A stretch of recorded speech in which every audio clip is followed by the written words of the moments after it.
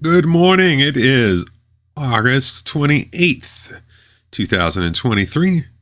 You're doing the New York Times Daily Newsletter. Today's propaganda piece is David Leonhardt and Ian Prasad Philbrick. Some of my favorites. All right, we're covering Biden's focus on health costs, Russia's response to the death of Prigozhin, and dogs in movie theaters. Doctors spend less. Oh yeah, this is going to be some good propaganda right here. As his re-election effort gets underway, he's not going to be re-elected. They're going to drop him at some point next year. Newsom is going to be the guy. President Biden is signaling that health care, and particularly the cost of it, will be central to his campaign. I thought you already lowered costs. Remember, health care was already affordable. You said that with the Affordable Care Act. Now you're admitting it's not. It's amazing how they talk. We're taking on powerful interests to bring your health care costs down, he said. I'm just tired of seeing Americans ripped off. You've been in office for 3 years, so obviously you didn't care before, and the Affordable Care Act is what caused people to get ripped off, so you're not really tired of it. Tomorrow, he will hold an event at the White House at which he's expected to announce the first 10 drugs that will be part of a new program in which Medicare officials can negotiate with pharmaceutical companies to reduce drug prices. Why was that ever not a thing? Didn't Trump do that with insulin, and then Biden undid it, and then he redid it, and then acted like he did something? This is amazing.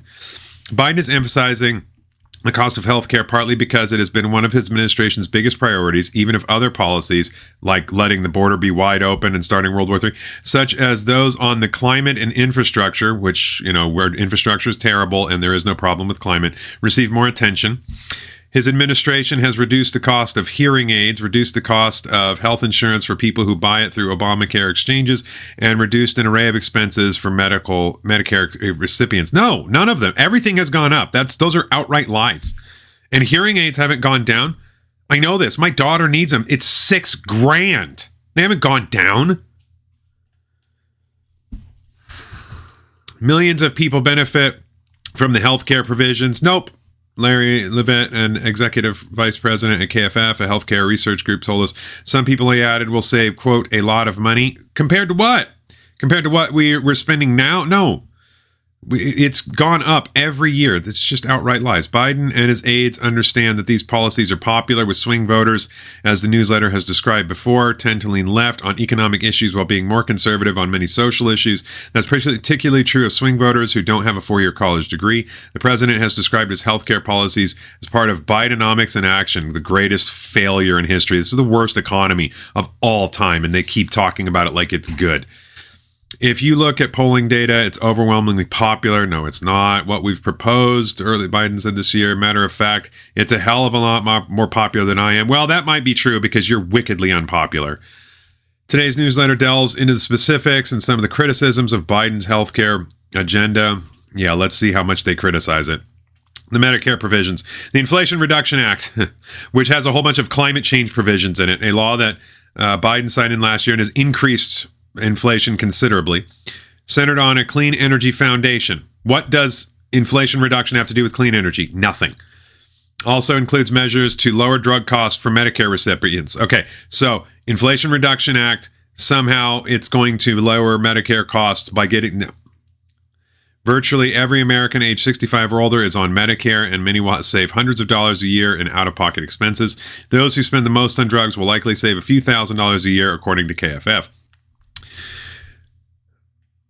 What do these savings come from? As of this past January, the law caps a Medicare recipient's out-of-pocket spending on insulin at $35 a month, which Trump did. Biden undid it, made people pay more, and then went right back to doing it. The cap will save about 1.5 million Americans, almost $500 a year on average. So thank you, Trump. Biden, you screwed people over and made people pay more, and now you're just doing what Trump did. So, just could have not screwed people to begin with. A provision allows Medicare recipients to receive some vaccines, like those for shingles and tetanus, at no charge. A law caps the recipients. This little thing right here, that is such a tiny little thing. Shingles and tetanus, those things are done when you're a child, so that's not saving any amount of money. The law caps a recipient's total spending on prescription drugs at $2,000 a year, although the provision will not take effect until 2025 after the upcoming presidential campaign. So it does nothing. Zero. None. Not at all. Nothing. The law penalizes pharmaceutical companies that increase drug prices faster than the overall rate of inflation. In recent years, half the drugs Medicare covered would have qualified. The law also includes the policy that allows Medicare officials to negotiate with pharmaceutical companies to reduce prices. That was already a thing. They could have done that. There was no reason they could not have done that before. That's just a lie. The Inflation Increase Act was a boondoggle that made our lives worse. Those last couple of provisions will probably have a bigger effect on the government's healthcare spending than on household spending, but less government spending still benefits Americans in the long run by reducing the need for taxes. That's just an outright lie. Just 1/3 of spending is government spending, which is compelled tax spending. It's not going to change that. So that's just all propaganda. None of these things are good, except for the things that did what Trump already did. So you're just doing what Trump did and then taking credit for it. This is absurd. Beyond Medicare, people under 65 don't benefit as much from Biden's agenda, but many do benefit to some degree. No, zero, nothing. We all suffer. The Inflation Increase Act increased tax subsidies for Americans who get health insurance through the Affordable Care Act exchanges. More than 13 million people will each save about $800 a year on average. The policy is temporary, expiring in 2026. It doesn't do anything. That actually increases it because that money comes from somewhere. Subsidies always lead to waste. Always. An executive order that Biden signed in 2021 let the FDA to allow drugstores and other retailers to sell hearing aids over the counter. The change reduced the cost of hearing aids by more than half. Before the change, the average cost of hearing aids was about $5,000. Yeah, that's just a flat out lie. It's more than that. Like I said, my daughter needs hearing aids and it's almost $6,000. So no, that's not, they haven't done anything. It's more than what they claimed it was. Biden is trying to close some loopholes that some hospitals and insurers have used to continue sending large unexpected bills despite a bipartisan 2020 law signed by Donald Trump to prevent the practice. Potential problems. The underlying reason for Biden's push is that Americans pay more for medical care than citizens of any other country. Remember, we're supposed to have a great system in the Affordable Care Act, which caused all of this. And you just get rid of the Affordable Care Act, we could see prices go down. There are several causes. Yeah, the Affordable Care Act, the Inflation Reduction Act, all of the Democrats' boondoggles. That's the problem. More regulation, more government increase, that leads to more waste. The government has no incentive to do things well. Many experts believe that the main factor is simply the U.S. government doesn't prevent drug companies, hospitals, and insurance from charging high prices. The market will do that if the government allows them to do it by subsidizing them. An influential 2003 article in an academic journal made this argument bluntly in its headline. It's the prices, these high prices translate into higher profits for healthcare companies. Okay, that was 2003. The Affordable Care Act came into being, and just in the first 3 years since the Affordable Care Act, the healthcare sector alone made $2 trillion in profit. Not revenues, profit. That's Obama. Obama oversaw the largest transfer of wealth from the poor to the rich ever. And we saw spending power go down by $3,500. That's the low end estimate. And now in 3 years of Biden, we've eroded $6,000 in spending power. Still, there are some potential advantages to the U.S. system. Yeah, it's the best in the world. That would be the advantage. High prices create an incentive for companies to develop new drugs, some of which save lives. 4 of the world's 5 largest drug companies are based in the U.S. The pharmaceutical industry warns that lower Medicare prices may hamper innovation, although many independent analysts, including those at nonpartisan Congressional Budget Office, predict any such effect will be minor. Yeah, you know what you could do? BlackRock, State Street Capital, and Vanguard, all of which are the exact same company. I don't know if I've said this before, but I'm going to say it right now. BlackRock, top 2 shareholders of BlackRock are Vanguard and State Street Capital. Vanguard, top 2 shareholders, BlackRock, State Street Capital. State Street Capital, top 2 shareholders, BlackRock, Vanguard. It's the same company. It's all the same money that just magically appeared sometime in the late 80s and 90s. These slush funds came into being. Now they're trillions and trillions of dollars. They control nearly everything. And every company on the Fortune 500, the biggest shareholders are BlackRock, State Street Capital, and Vanguard. Same company. And it's all the same money. It comes from the Rothschilds, the Rockefellers, the Morgans, Stamps, DuPonts, and a handful of others. Okay, you want to get rid of the big price. It's not capitalism; it's corporatism, it's crony capitalism, it's all of this Keynesianism. This is the problem: is we allowed corporations to turn into oligarchs, and you're not doing anything about that. The Democrats help the oligarchs. So do the Republicans to a certain extent, but not as much. Both parties are bad. Get rid of them both. Another possible unintended consequence is that drug companies will respond to lower Medicare prices by increasing prices for people on private insurance. If that happened, it would effectively shift money from younger Americans to older Americans. It would probably worsen economic inequality. So that's just pure speculation, and that entire paragraph doesn't need to exist. None of it is based on anything that's has any real reason to be taken seriously. That's just propaganda. Most experts are also relatively sanguine about these potential downsides, but as Levitt told us, the truth is we don't know. Right. In other words, all of this flat out lies. For more, Biden has suggested that if he wins re-election, he's not going to do that because he's not going to run. He will try and take more steps to reduce medical costs, among them making Obamacare subsidies permanent and capping insulin costs for private insurance Americans. There's more to do. Okay. All right. The Affordable Care Act, Obamacare, whatever you want to call it, made insurance costs quadruple or more in most cases. Mine did. Mine went, I actually had a really good policy at the time, but they still quadrupled. And my out-of-pocket went from $500 to $2,500. So I lost $2,000. And that, by the way, doesn't even count the spending power. Remember I said we lost $3,500 in spending power under Obama. That doesn't include Medicare costs. That's just overall spending power. The truth is, if we added up everything, we lost almost $10,000 under Obama, and we've lost that almost under Biden too. It's terrible. And they talk about it like it's a good economy. They say this is a great economy. No, it's not. Go to the grocery store. You can feel the malaise in people's hearts when you walk into the grocery store. You can feel it because people are having to make a decision. Like, what should I get? $100 barely, that's 5 items in some cases. Medicare will negotiate with drug companies over the first 10 drugs next year. Negotiated prices will take effect in 2026. Some older Americans are being charged hundreds of dollars for RSV vaccines. Don't really see a lot of a need for that, but whatever. War in Ukraine. Hundreds gathered in Moscow to mourn Prigozhin. A sign of Wagner fighters continue to peel among Russians. The Wagner group, once powerful, faces an uncertain future with its leader and founding commander dead. If he's really dead, I don't know. He's faked his death before, and the way Putin talks, I think they maybe made a deal, and he may come back in a couple years. Gun violence, or maybe he's really dead. Who knows? Gun violence. Jacksonville, Florida is again confronting a long history of racism after a white gunman killed 3 black people in a Dollar General store. And fanning the flames of racial division. Didn't even wait for the bodies to get cold. Immediately jumped on it.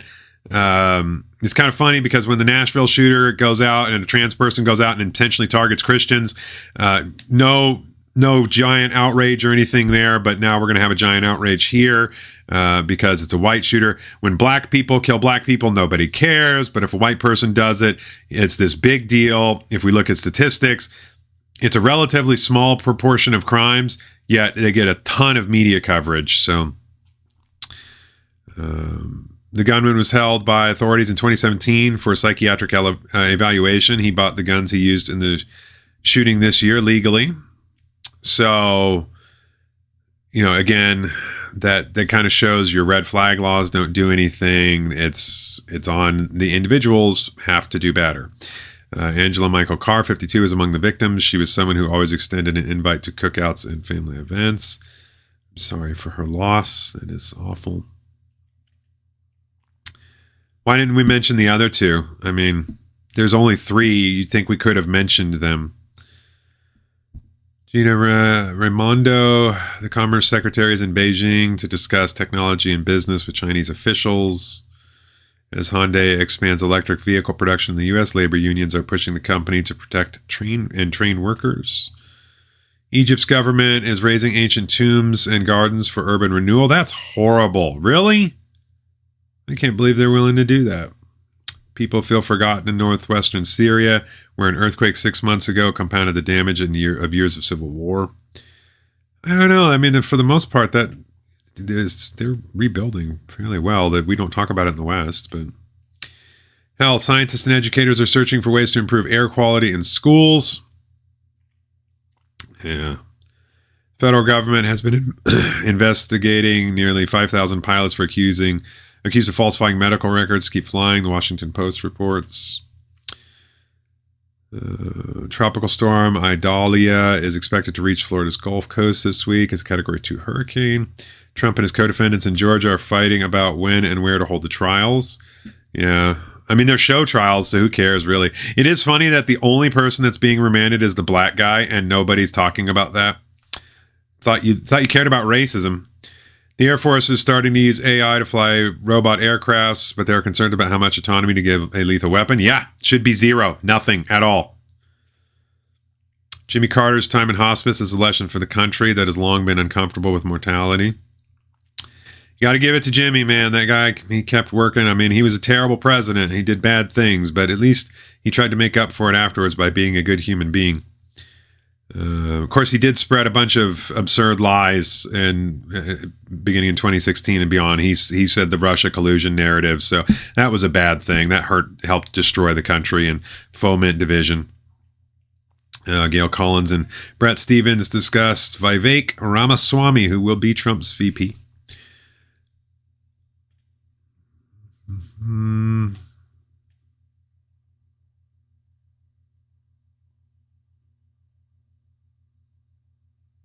Scientists are working on the first dictionary of crocodile communication.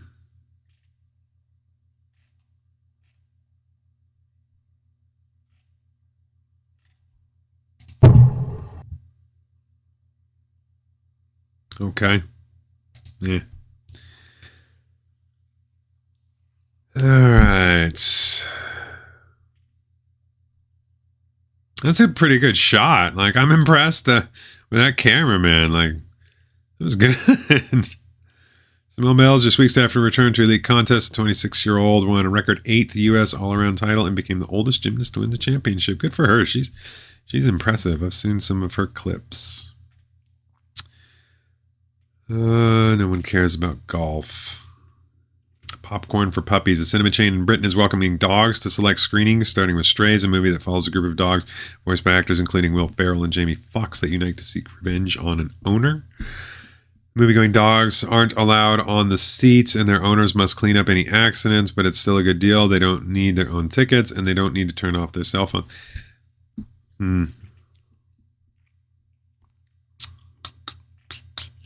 A pile of... what do we got? Meat and vegetables into egg foo young. All right. So today in history. So on August 28th, 1963, more than 200,000 people listened to the Reverend Martin Luther King Jr. deliver his I Have a Dream speech in front of the Lincoln Memorial in Washington, D.C. Profound speech indeed, although I personally think The Mountaintop is his best speech. On this date, in 1862, the Second Battle of Bull Run, also known as the Second Manassas, began in Prince William County, Virginia during the Civil War. The result was a Confederate victory. In 1922, the first ever radio commercial aired on station WEAF in New York City. The 10-minute advertisement was for the Queensboro Realty Company, which had paid a fee of $100. 10-minute ad. Wow. That would suck. 10 minutes. In 1941, Japan's ambassador to the U.S., I'm just going to say his last name, Nomura, presented a note to President FDR from Japan's Prime Minister, Prince Fuminaro Konoye, expressing a desire for improved relations. In 1950, and this is, okay, the interesting thing about that, so improved relations, that's because we were blockading them and preventing them from getting oil and doing everything possible to provoke them. In 1955, Emmett Till, a black teen from Chicago, was abducted from his uncle's home in Money, Mississippi by two white men after he supposedly whistled at a white woman. He was found brutally slain 3 days later. In 1968, police and anti-war demonstrators clashed in the streets of Chicago as the Democratic National Convention nominated Hubert H. Humphrey for president. That's it? That's all you're going to mention about that? It was a little more than just clashes. Didn't several people die? In 1988, 70 people were killed when 3 Italian stunt planes collided during an air show at the U.S. Air Base in Ramstein, West Germany. I remember that as a little kid. I remember that happening. In 1996, the troubled 15-year marriage of Britain's Prince Charles and Princess Diana officially ended with the issuing of a divorce decree. In 2005, New Orleans Mayor Ray Nagin ordered everyone from the city to evacuate after Hurricane grew to a monster storm. And they did a horrible job, and they took people's guns away from them and let them be looted, and some of them died as a result of that. 2013, a military jury sentenced Nadel Hassan for the death of the 2009 shooting rampage at Fort Hood that claimed 13 lives on the 50th anniversary of Martin Luther King Jr.'s I Have a Dream speech at the Lincoln Memorial. President Obama stood on the same steps as he challenged new generation to seize the cause of racial equality. And then he ended up making racial relations considerably worse by continuously lying and race baiting people and telling people that Trayvon Martin could have been his son and all kind of, and then the Michael Brown thing when he openly lied about that. Yeah, great guy, that Obama.